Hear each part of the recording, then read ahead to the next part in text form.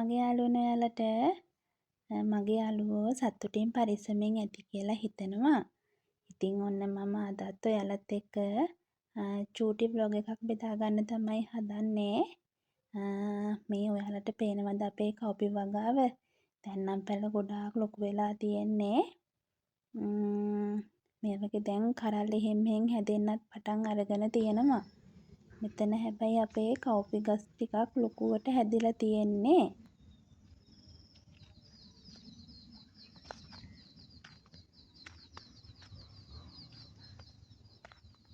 අපේ මේ කව්පි වගාවට දැන් මාස 3ක් කිට්ටු වෙන්න වෙනවා.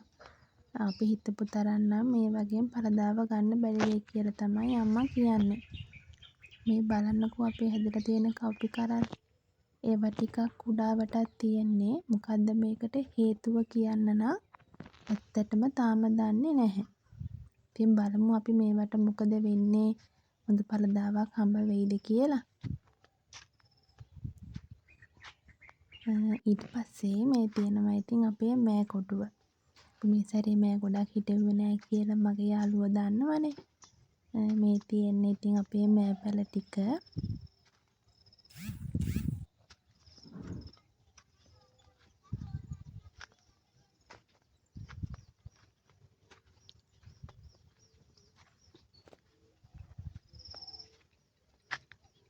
මෑවැල් වල නම් ලස්සනට මල් හැදිලා තියෙනවා. මං හිතන්නේ ළඟදීම මේ වගේ අපිට කරල් කඩා ගන්න පුළුවන් වෙයි. මේ පැලවලට අපි එහෙම ලොකුවට කෘමිනාශක වල්නාශක එහෙම ගහලා නැහැ.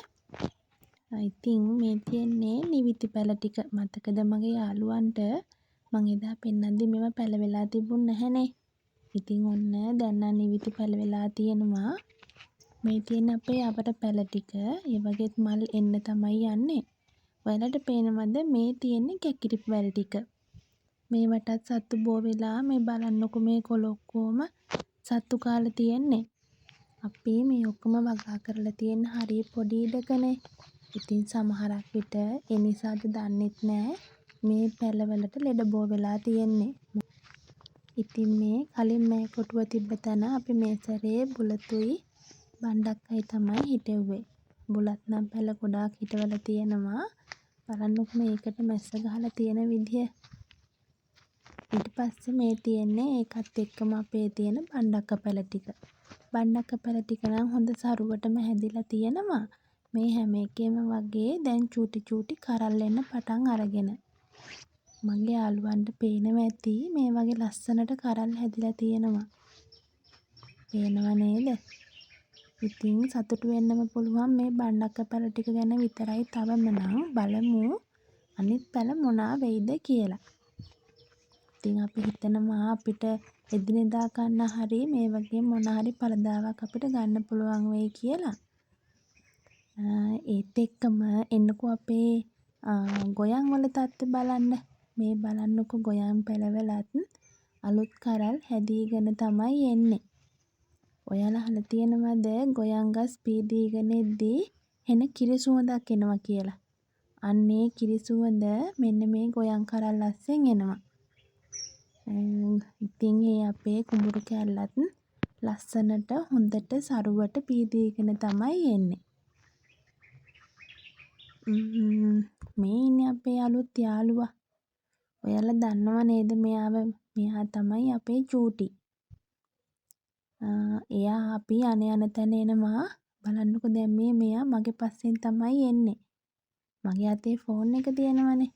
ඉතින් එයා හිතන් ඉන්නේ යාට මම කන්න දෙන්න තමයි යන්නේ කියලා.